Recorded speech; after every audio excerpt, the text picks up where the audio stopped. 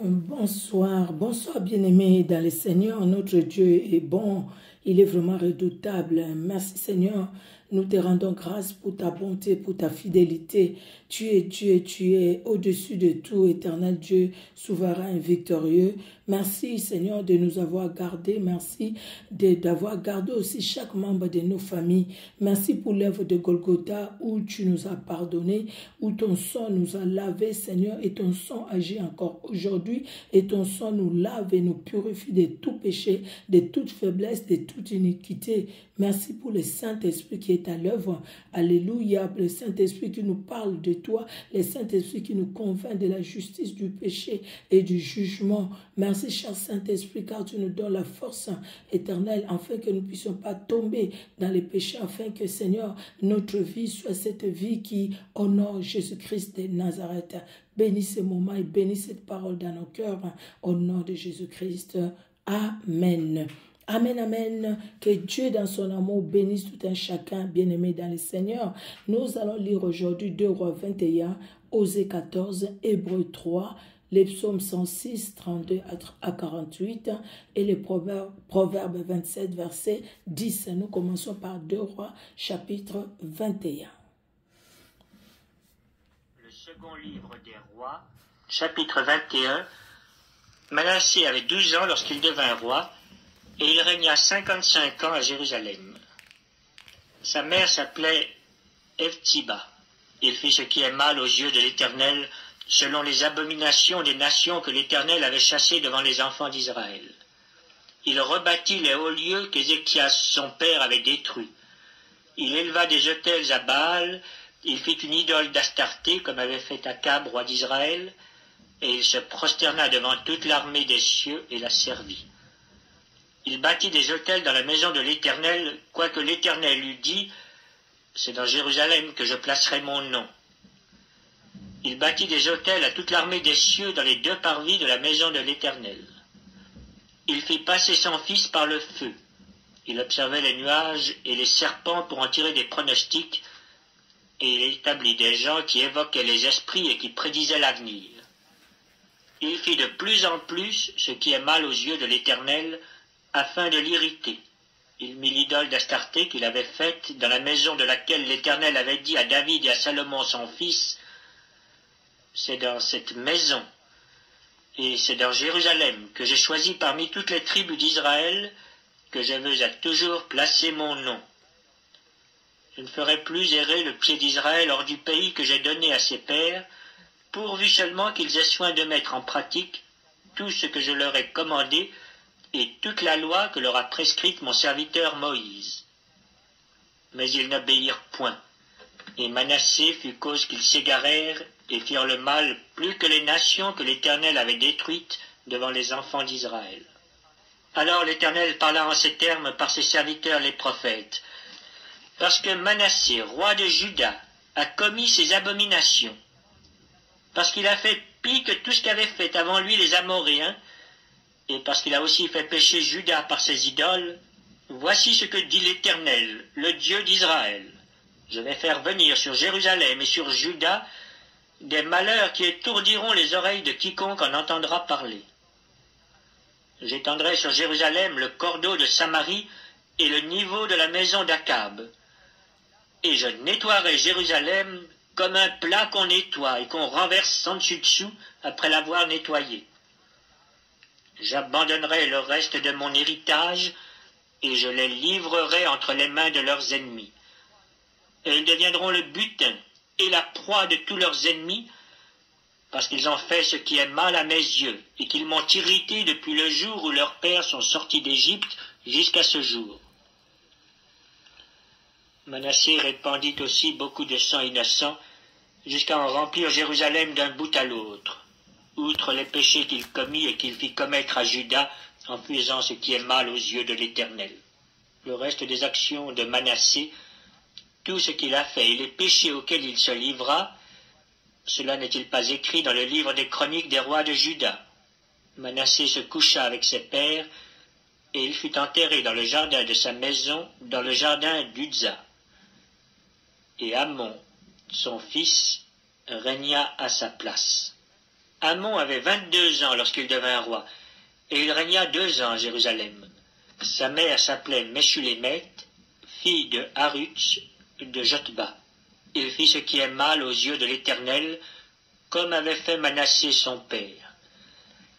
Il marcha dans toute la voie où avait marché son père, il servit les idoles qu'avait servi son père, et il se prosterna devant elles.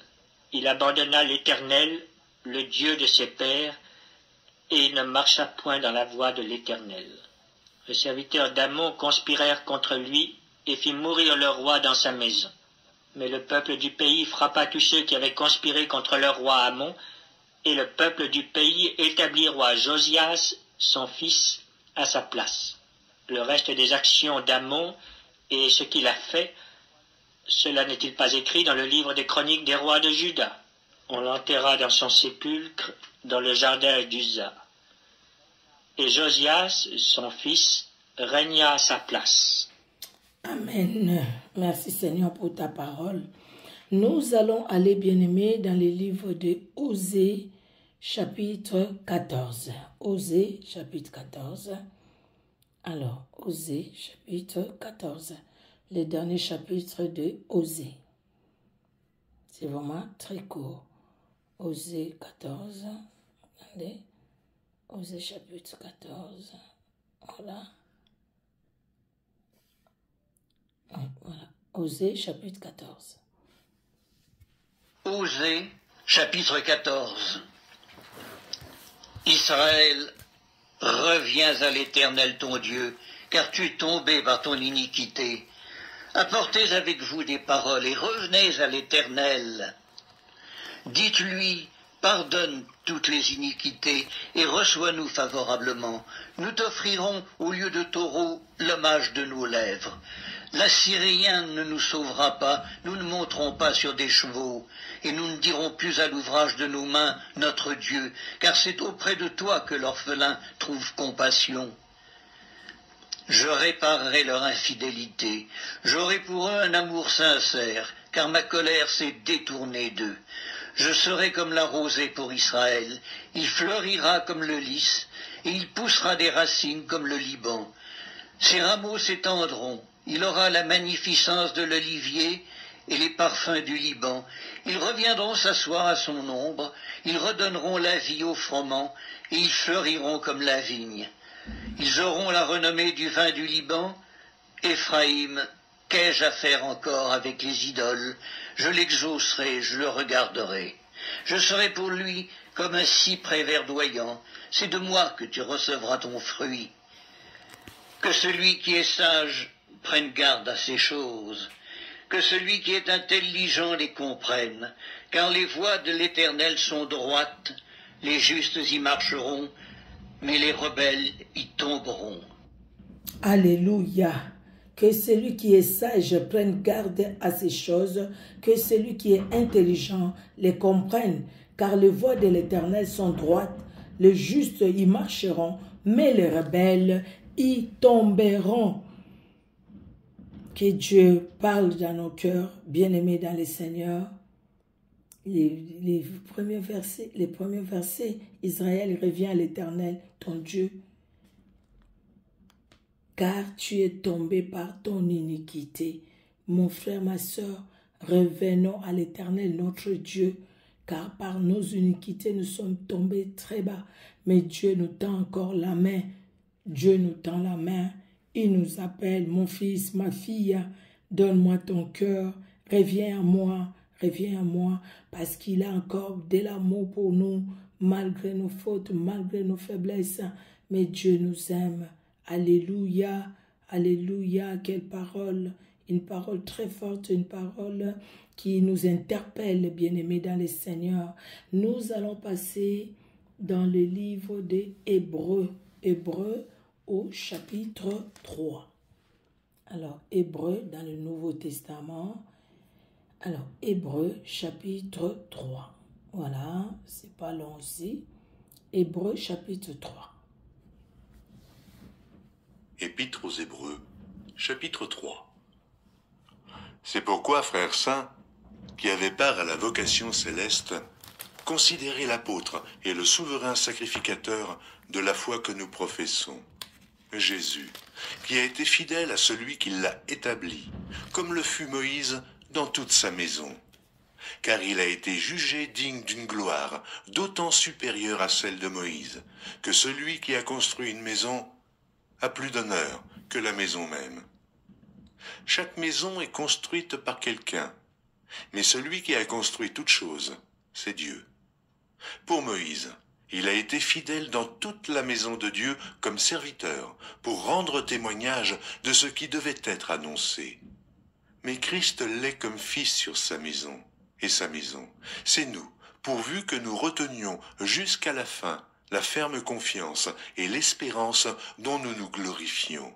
C'est pourquoi, selon ce que dit le Saint-Esprit, aujourd'hui, si vous entendez sa voix, n'endurcissez pas vos cœurs comme lors de la révolte, le jour de la tentation dans le désert, où vos pères me tentèrent pour m'éprouver, et ils virent mes œuvres pendant 40 ans. Aussi je fus irrité contre cette génération, et je dis, ils ont toujours un cœur qui s'égare, ils n'ont pas connu mes voies. Je jurai donc dans ma colère, ils n'entreront pas dans mon repos. Prenez garde, frères, que quelqu'un de vous n'ait un cœur mauvais et incrédule, au point de se détourner du Dieu vivant. Mais exhortez-vous les uns les autres, chaque jour, aussi longtemps qu'on peut dire, aujourd'hui, afin qu'aucun de vous ne s'endurcisse par la séduction du péché. Car nous sommes devenus participants de Christ, pourvu que nous retenions fermement, jusqu'à la fin, l'assurance que nous avions au commencement. Pendant qu'il est dit, aujourd'hui, si vous entendez sa voix, n'endurcissez pas vos cœurs, comme lors de la révolte. Qui furent en effet ceux qui se révoltèrent après l'avoir entendu, sinon tous ceux qui étaient sortis d'Égypte sous la conduite de Moïse. Et contre qui Dieu fut-il irrité pendant 40 ans, sinon contre ceux qui péchaient et dont les cadavres tombèrent dans le désert? Et à qui jura-t-il qu'il n'entrerait pas dans son repos, sinon à ceux qui avaient désobéi? Aussi voyons-nous qu'ils ne purent y entrer à cause de leur incrédulité. Alléluia. Pendant qu'il est dit aujourd'hui, si vous entendez sa voix, n'endurcissez pas vos cœurs comme lors de la révolte. Le verset 7, le verset 15. C'est pourquoi, selon ce que dit le Saint-Esprit, aujourd'hui, si vous entendez sa voix, n'endurcissez pas vos cœurs comme lors de la révolte, les jours de la tentation dans le désert. N'endurcissons pas nos cœurs à la parole de Dieu, car c'est le Saint-Esprit qui nous parle. Alléluia. Nous allons aller dans le psaume 106. Alors, le psaume 106, de 32 à 48. 32 à 48. Ils irritèrent l'Éternel près des eaux de Mériba, et Moïse fut puni à cause d'eux. Là, c'est les enfants d'Israël, hein, car ils aigrirent son esprit, et il s'exprima légèrement des lèvres. Ils ne détruisirent point le peuple que l'Éternel leur avait ordonné de détruire. Ils se mêlèrent avec les nations, et ils apprirent leurs œuvres. Ils servirent leurs idoles, qui furent pour eux un piège. Ils sacrifièrent leurs fils et leurs filles aux idoles. Ils répandirent les sangs innocents, les sangs de leurs fils et de leurs filles, qui sacrifièrent aux idoles de Canaan, et le pays fut profané par de meurtres. Ils s'essuyèrent par leurs œuvres, ils se prostituèrent par leurs actions. La colère de l'Éternel s'enflamma contre son peuple, et il prit en horreur son héritage. Il les livra entre les mains des nations, ceux qui les haïssaient dominèrent sur eux. Leurs ennemis les opprimèrent, et ils furent humiliés sous leur puissance. Plusieurs fois il les délivra, mais ils se montraient rebelles dans leurs desseins, et ils devinrent malheureux par leur iniquité. Il vit leur détresse lorsqu'ils entendirent leurs supplications. Il se souvint en leur faveur de son alliance. Il eut pitié selon sa grande bonté, et il excita pour eux la compassion de tous ceux qui les retenaient captifs. Sauve-nous, Éternel, notre Dieu, et rassemble-nous du milieu des nations, afin que nous célébrions ton saint nom, et que nous mettions notre gloire à te louer. Béni soit l'Éternel, le Dieu d'Israël, d'éternité en éternité, et que tout le peuple dise Amen. Louez l'Éternel. Alléluia. Nous allons finir par les livres de Proverbes, Proverbe 27, verset 10. Alors 27, 10, n'abandonne pas ton ami et l'ami de ton père, et n'entre pas dans la maison de ton frère au jour de ta détresse. Mieux vaut un voisin proche qu'un frère éloigné. Que Dieu bénisse sa parole dans nos cœurs, bien-aimés dans le Seigneur. Merci Seigneur Dieu de gloire pour ta parole. Éternel Dieu souverain, victorieux, gloire à toi car tu nous appelles à toi, tu nous appelles à revenir à toi, tu nous appelles Seigneur Dieu de gloire au Père très saint, d'être malléable devant toi, afin que toi Seigneur Dieu de gloire qui est le potier, nous qui sommes l'argile, que tu puisses nous modeler, nous donner la forme qui te plaît, la forme que tu veux pour chacun de nous, car ce que tu veux pour nous, c'est le bonheur, c'est la paix, c'est la joie, c'est tout ce que tu veux pour nous, car tes projets sont la paix et la joie. Un projet de bonheur, un projet de paix. Merci pour le Saint-Esprit éternel qui nous soutient et qui nous aide malgré nos faiblesses éternelles à tenir ferme devant toi, malgré nos faiblesses éternelles à rester attachés à toi, malgré nos faiblesses éternelles, Dieu de gloire, ô Père très saint, à te chercher, toi le véritable Dieu. À toi l'honneur, à toi la gloire, dans le nom puissant de Jésus-Christ. Amen. Amen, amen. Que Dieu vous bénisse. Vous qui nous suivez sur Facebook et sur YouTube, que Dieu vous bénisse abondamment, que vous-même et vos familles soyez bénis, que Dieu bénisse nos familles aussi dans son amour, au nom puissant de Jésus-Christ. À la prochaine pour la prochaine lecture biblique. Soyez bénis. Au revoir.